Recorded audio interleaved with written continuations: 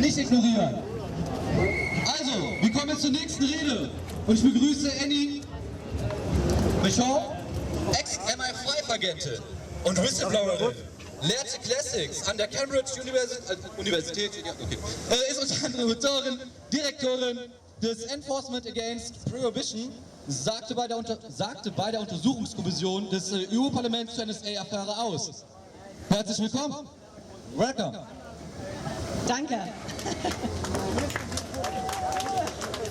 Hello, Berlin. I'm going to be speaking English, I'm afraid. I'm newly arrived to Berlin. But I'm just so thrilled to see so many people marching in defense of our basic freedoms, our basic rights, our basic liberties of privacy. So thank you so much for all of you coming out. And I think it's such a testament, such a support for whistleblowers such as Chelsea Manning, who has given up his freedom to expose war crimes by the US. And for, of course, Edward Snowden, who has risked his freedoms for the rest of his life by exposing the police state, the global surveillance state that we're all living under. So it's just fantastic to see so many of you out here, and we will carry on the fight. Let's have a shout out for Edward Snowden. Who supports him?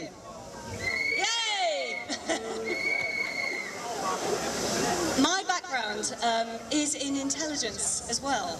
I actually got recruited to work for British intelligence, MI5, in the 1990s. After 6 years, I resigned, along with my former partner, to actually go public and blow the whistle, just as Bradley Manning and Edward Snowden have done. And we took that risk knowing that we faced prosecution, knowing that we faced imprisonment, and knowing that we would have to go on the run to preserve our liberty and to carry on the fight and carry on talking about the crimes that we've witnessed by the UK spies. Now, this was a long time ago. This was in the 1990s, and this was bad enough. Their crimes included political surveillance on activist groups, files on politicians, innocent people being put in prison, terrorist bombs that should have been prevented and were not, and then the spies lied to the government about it. And finally, it culminated in a false flag terrorist attack, which is where MI6, the James Bond group of British intelligence, funded an Islamic extremist group in Libya.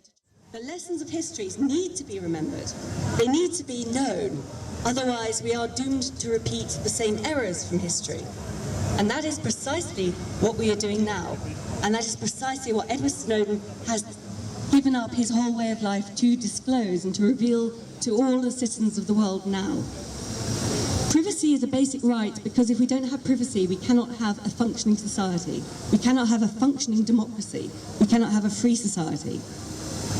And this may sound very principled, very sort of esoteric, but actually also on a day-to-day basis, what we're looking at now is the fact that we go on demonstrations like this, which is our democratic right.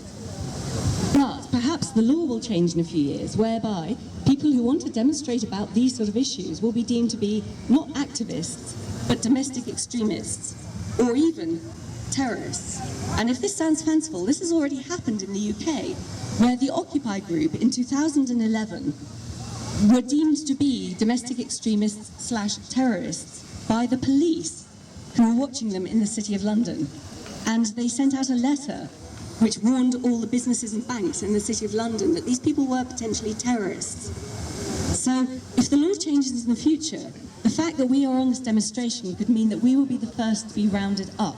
This is why it's so crucial for future generations. We need to carry on the fight. We need to carry on exposing the crimes of the spies and exposing this encroaching military intelligence complex that we're all now living under in order to ensure the freedoms for future generations. I have to say, it's been an interesting year and a half watching the disclosures coming from Edward Snowden. And I think many of us might feel frightened by the sheer scale of the surveillance that we are all now living under.